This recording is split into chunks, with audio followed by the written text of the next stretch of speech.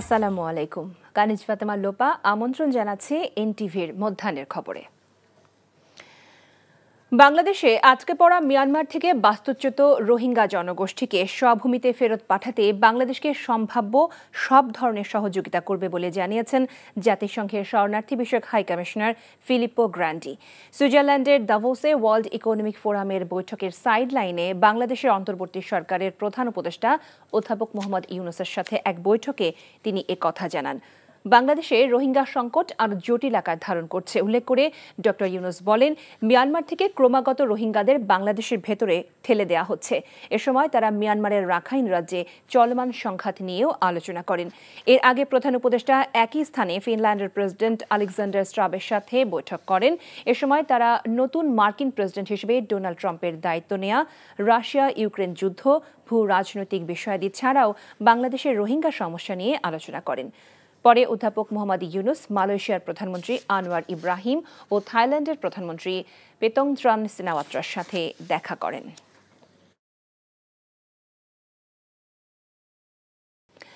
যুক্তরাজ্যে চিকিৎসাধীন সাবেক প্রধানমন্ত্রী ও বিএনপি চেয়ারপারসন বেগম খালেদা জিয়ার চিকিৎসা এক ছাতার নিচে অর্থাৎ ওয়ান স্টপ সার্ভিসে করার সিদ্ধান্ত নিয়েছে লন্ডন ক্লিনিকের চিকিৎসকরা। বেগম জিয়ার ব্যক্তিগত চিকিৎসক অধ্যাপক এজেএম জাহিদ হোসেন কথা জানিয়েছেন। বলেন, লন্ডন ক্লিনিকের মেডিকেল বোর্ডের সাথে ইতোমধ্যেই যুক্তরাষ্ট্রের জন হপকিন্স বিশ্ববিদ্যালয় হাসপাতালের বিশেষজ্ঞরা যোগ দিয়েছেন।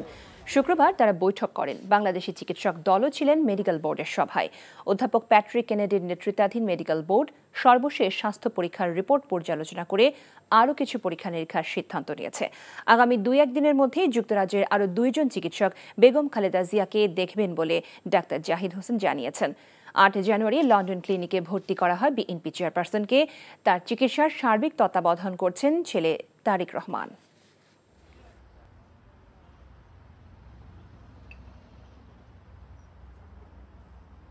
ওনার চিকিৎসার ব্যাপারে আমাদের যে পদ্ধতি, অর্থাৎ উনি তো এখন ওষুধ দিয়ে চিকিৎসা চলছে লিভারের জন্য, কিডনির জন্য, হার্টের জন্য, ডায়াবেটিস, প্রেশার, রিউমাটয়েড আর্থ্রাইটিস প্রত্যেকটির জন্য। এর বাইরেও আরও যদি কোনো চিকিৎসা করা যায় সেজন্যই আমরা জন হপকিন্সের মেডিকেল টিমের সদস্যরাও এখানে অংশগ্রহণ করেছিলাম। তাতে আমরা এটাকে একটা আপনার এক ছাদের নিচে চিকিৎসা যেটা বলে ওয়ান আমব্রেলা নিচে ওয়ান স্টপ সার্ভিসের মতো সেটা করার ব্যাপারে ওনারা উদ্যোগ গ্রহণ করেছেন এবং তারপরে ওনার সার্বিক অবস্থা বিবেচনা করে ওনার জন্য যেটা সবচেয়ে মঙ্গলজনক হবে সেই ধরনের চিকিৎসা পদ্ধতি ওনারা অনুসরণ করবে বলে আমরাও আশা করি এবং ওনারা সেই ধরনের চিন্তা করছেন। আগামী নির্বাচনে অংশ নেওয়ার আগে আওয়ামী লীগকে প্রমাণ দিতে হবে তারা গণতন্ত্রের পক্ষে বলে মন্তব্য করেছেন বিএনপি স্থায়ী কমিটির সদস্য ড মঈন খান। যুক্তরাজ্য বিএনপি নেতাদের সাথে নিয়ে শহীদ প্রেসিডেন্ট জিয়াউর রহমানের সমাধিতে শ্রদ্ধা নিবেদন শেষে এই মন্তব্য করেন তিনি। আওয়ামী লীগ দেশের মানুষের সাথে বেইমানি করেছে উল্লেখ করে ফ্যাসিবাদী শক্তি আওয়ামী লীগের সাথে কেন নির্বাচনে অংশ নেবে বিএনপি এমন প্রশ্ন রাখেন ড মঈন খান। বলেন, অন্তর্বর্তীকালীন সরকারের প্রধানের দায়িত্ব দেশে গণতন্ত্র ফিরিয়ে আনা।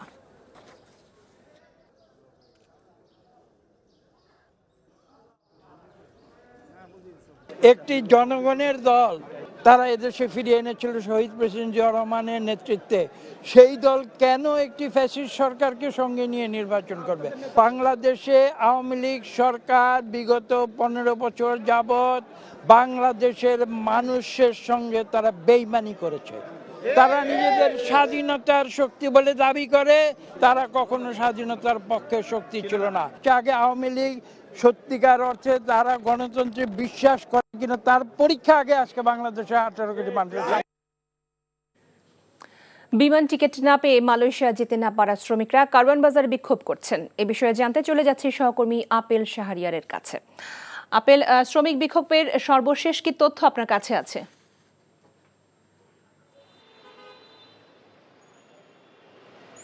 মালয়েশিয়া যেতে না পারা শ্রমিকরা কারওয়ান বাজার মোড়ে অবরোধ করেছিলেন এই মোড়টি এবং অবরোধ করে বিক্ষোভ করেছে। তবে কিছুক্ষণ আগে তারা মিছিল নিয়ে প্রবাসী কল্যাণ মন্ত্রণালয়ের দিকে রওনা হয়েছে। 9:30টার দিকে তারা এখানে আসে। তাদের পূর্ব ঘোষিত কর্মসূচি ছিল, এখানে বিক্ষোভ করেছে এবং যান চলাচল বন্ধ করে দেয় তারা। কয়েকজন আন্দোলনকারীর সঙ্গে আমি কথা বললাম। তাদের যে অভিযোগ যে 5 থেকে অন্তত 7 লাখ টাকা দেওয়া হয়েছে মালয়েশিয়া যাওয়ার জন্য, তবে সব শেষ তারা যেতে পারলেন না এবং যে টিকিটটিও তাদের দেওয়া হয়েছিল বিমানের সেটিও ভুয়া। এজন্য তারা বাড়িও যেতে পারছেন না।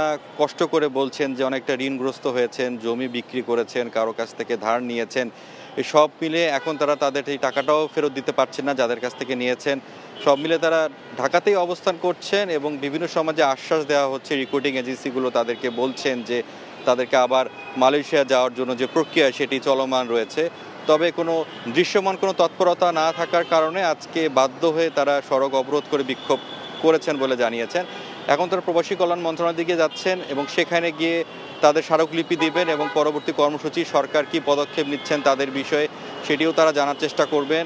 আর যে রেকর্ডিং এজেন্সিগুলোর মাধ্যমে তারা গিয়েছে, অনেক সময় তারা দায়সারা কথাবার্তা বলছেন, তারা অভিযোগ করছেন তাদের অফিসে যখন যাওয়া হয় অনেক সময় তারা ভালো মতো কথা বলেন না এবং তাদের আসলে কী পদক্ষেপ, অর্থাৎ তাদের টাকাও ফেরত দেওয়া হচ্ছে না। সব মিলে দুর্বিষহ সমস্যার মধ্যে তারা রয়েছেন। আর এই যে কারণ বাজার যে ব্যস্ততম এই মোড়টি, অর্থাৎ অফিস সময় 9:30টার দিকে তারা এখানে অবস্থান নেয় এবং প্রায় 1.5 ঘন্টারও বেশি সময় এটি যেন অবরোধ থাকার কারণে তীব্র যানজটের সৃষ্টি হয় এবং শুরু থেকেই পুলিশ তাদেরকে এখান থেকে সরিয়ে দেওয়ার চেষ্টা করে। তারা প্রথম দিকে সরে না, তারপরে শেষের দিকে তাদেরকে এই মোড় থেকে সরিয়ে একটি কোনায় তাদেরকে অবস্থান নিতে বলা হয়। সেখানে তারা অনেকক্ষণ ছিল, তারপরে কিছুক্ষণ আগে প্রবাসী কল্যাণ মন্ত্রণালয়ের দিকে তারা অগ্রসর হয়েছে। জানছিলাম মালয়েশিয়ার যেতে না পারা শ্রমিকদের বিক্ষোভের খবর। ইতালির রোম থেকে ঢাকার হযরত শাহজালাল আন্তর্জাতিক বিমানবন্দরে আসা বিমান বাংলাদেশের একটি ফ্লাইটে বোমা থাকার হুমকি পেয়েছে বিমানবন্দর কর্তৃপক্ষ।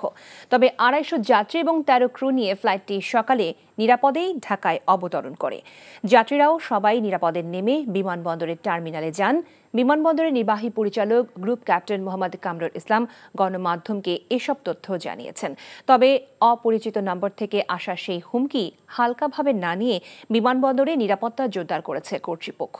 সকাল 9:35 রোম থেকে আসা বাংলাদেশ বিমানের ফ্লাইটটিকে নিরাপত্তা বেষ্টনীতে ঘিরে রেখেছে আইন শৃঙ্খলা রক্ষাকারী বাহিনী।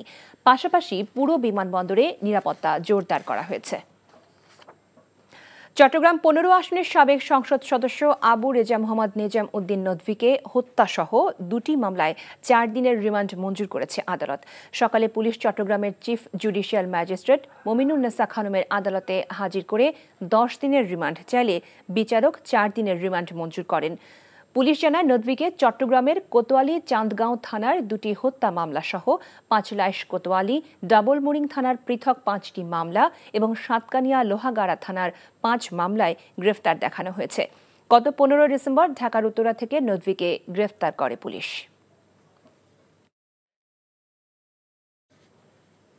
গোপালগঞ্জ থেকে হারিয়ে যাওয়ার 3 বছর পর সন্তানকে নাটোরে খুঁজে পেলেন পরিবার। 20 জানুয়ারি সেনাবাহিনীর একটি টহল দল নাটোর শহরের স্বাধীনতা চত্বর থেকে এক যুবককে উদ্ধার করে সদর থানায় হস্তান্তর করে। সেই যুবককে বিভিন্ন সংস্থা জিজ্ঞাসাবাদের মাধ্যমে সংগ্রহ করে ঠিকানা। সেই সূত্র অনুযায়ী গোপালগঞ্জের টুঙ্গিপাড়া উপজেলার পারগাছি গ্রামে যোগাযোগ করা হয় পরিবারের সাথে। পরিচয় নিশ্চিত হওয়ার পরদিন ভগ্নিপতি সহ সোহাগের মা মমতাজ বেওয়া সন্তানকে নিতে ছুটে আসেন নাটোরে। সন্ধ্যায় নাটোর সদর থানা পুলিশ সোহাগকে তুলে দেয় তার মায়ের হাতে। হারানো সন্তানকে ফিরে পেয়ে খুশিতে স্বজনরা।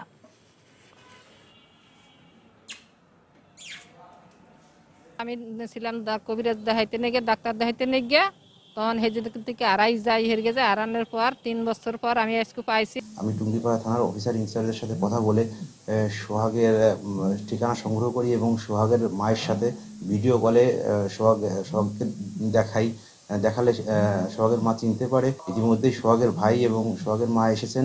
আমি সোহাগকে তার মায়ের কাছে হস্তান্তর করেছি। সাভারে কেন্দ্রীয় গো প্রজনন ও দুগ্ধ খামার থেকে এক কর্মচারীর গলা কাটা মরদেহ উদ্ধার করেছে পুলিশ। নিহতের নাম মাহফুজুর রহমান রাজু। তিনি ওই খামারের পানির পাম্পের অপারেটর ছিলেন। নিহতের স্বজন ও দুগ্ধ খামার কর্তৃপক্ষ জানায়, পানির পাম্পের কর্মচারী মাহফুজুর রহমান রাজু মঙ্গলবার সন্ধ্যায় কাজ শেষে রাতে বাসায় ফেরেনি। স্বজনরা তার মোবাইলে একাধিক ফোন করেও কোনো যোগাযোগ করতে পারেনি। সকালে খামারের ভেতরের একটি সড়কের পাশে তার গলাকাটা মরদেহ দেখতে পান স্থানীয়রা। পরে পুলিশ গিয়ে মরদেহটি উদ্ধার করে ময়নাতদন্তের জন্য রাজধানীর শহীদ সোহরাওয়ার্দী মেডিকেল কলেজ হাসপাতালের মর্গে প্রেরণ করে। হত্যাকাণ্ডের রহস্য উদ্ঘাটনের জন্য চেষ্টা করছে পুলিশ। আলুর দাম কমে যাওয়ায় দুশ্চিন্তার মধ্যে পড়েছেন ঠাকুরগাঁওয়ের আলু চাষিরা। এদিকে জেলা কৃষি বিভাগ বলছেন আলু রফতানি ও আলুর বহুমুখী ব্যবহার নিশ্চিত করা গেলে কৃষকরা লাভবান হবেন। অন্যদিকে খাগড়াছড়ির মানিকছড়িতে ভেজাল ও নিম্নমানের আলুর বীজ বপন করে স্বপ্নভঙ্গ হয়েছে আলু চাষিদের। ঠাকুরগাঁও থেকে লুৎফর রহমান মিঠু ও খাগড়াছড়ি থেকে আবু তাহারের পাঠানো তথ্য ছবিতে দেখুন ডেস্ক রিপোর্ট। ঠাকুরগাঁওয়ে বিস্তীর্ণ ক্ষেত জুড়ে কৃষকরা এখন আলু নিয়ে ব্যস্ত। কেউ জমিতে পরিচর্যা করছেন, কেউ ব্যস্ত ঘরে তুলতে। গত বছর দাম ভালো পাওয়ায় এবারও লাভের আশায় বেশি জমিতে চাষ করেছেন জেলার কৃষকরা। তবে মাঠ পর্যায়ে প্রতি কেজি আলুর দাম 20 টাকায় নেমে যাওয়ায় দুশ্চিন্তায় তারা। সারের দাম বেশি কিন্তু আলুর দাম নাই। গরু ছাগল বিক্রি করা হয় না, এই যে আবাদ করছি, আমার কৃষকের মরণ ছাড়া কোনো উপায় নাই। এখন যত টাকা খরচা হয়েছে তার থেকে অর্ধেক লসে হয়ে যাচ্ছে। পুঁজিটাই পর্যন্ত রাষ্ট্র আমরা না পাই, তার আমরা গৃহস্থী কীভাবে করব। জেলা কৃষি সম্প্রসারণ অধিদপ্তরের তথ্য অনুযায়ী গত মৌসুমে এই জেলায় 27,100 হেক্টর জমিতে আলু আবাদ হয়েছিল। চলতি বছরে আবাদ হয়েছে 34,725 হেক্টর জমিতে। আলুর রপ্তানি এবং আলুর বহুমুখী ব্যবহারগুলো নিশ্চিত করা যায়, সেক্ষেত্রে কিন্তু আমাদের কৃষকের আলুর সর্বোচ্চ দামটা হয়তো নিশ্চিত করা সম্ভব হবে। অন্যদিকে খাগড়াছড়ি জেলার মানিকছড়িতে ভেজাল ও নিম্নমানের আলুর বীজ বপন করে বেকায়দায় পড়েছেন চাষিরা। ক্ষতিগ্রস্ত হয়েছে মানিকছড়ি, মাটিরাঙ্গা সহ কয়েকটি এলাকার অনেক কৃষক। দুর্ব্যবহার করছে বীজ ভান্ডারে দুলাইল্লা। আমার গাছগুলো অর্ধেক উঠে নেই, এখন আমার ক্ষতিপূরণগুলো কে দিবে? এটা কোম্পানি নেবে। আমরাও তো আলু এক বস্তা বেচে কয় টাকা লাভ করছি, এখানে কোম্পানি 1000 কোটি টাকার ব্যবসা করে। মানিকছড়ি উপজেলা কৃষি অফিসার জানান, সরেজমিন তদন্তে বাংলাদেশ কৃষি গবেষণা ইনস্টিটিউটের 2 সদস্যের একটি বৈজ্ঞানিক দল মাঠ পরিদর্শন করেছে ও তথ্য উপাত্ত সংগ্রহ করেছে। কোথা থেকে বীজে ঘাপলা হতে পারে বা অ্যাডমিকচার হতে পারে, এটার সুস্পষ্ট ধারণা আসলে এই মুহূর্তে নাই। উপজেলা থেকে তদন্ত কমিটি গঠন করি এবং সেই তদন্ত কমিটিটা আমাকে রিপোর্ট দিয়েছে, তবে সেই রিপোর্টটা এই মুহূর্তে আমি বলতে পারছি না। ক্ষতিগ্রস্ত কৃষকের লিখিত অভিযোগ পেয়ে উপজেলা কৃষি সম্প্রসারণ বিভাগ কারণ চিহ্নিত করতে তদন্ত কমিটি গঠন করেছে। আহমেদ শরীফ, এনটিভি নিউজ ডেস্ক। এই ছিল মধ্যাহ্নের খবরে। এই খবরের ভিডিও সহ আপডেট জানতে ভিজিট করুন NTV অনলাইন www.ntvbd.com। এছাড়াও এনটিভির জনপ্রিয় সব অনুষ্ঠান ও খবরের আপডেট জানতে ভিজিট করুন আমাদের ইউটিউব ও ভেরিফাইড ফেসবুক পেজ। 2টায় দুপুরের খবর দেখার আমন্ত্রণ রইল। সবাইকে ধন্যবাদ।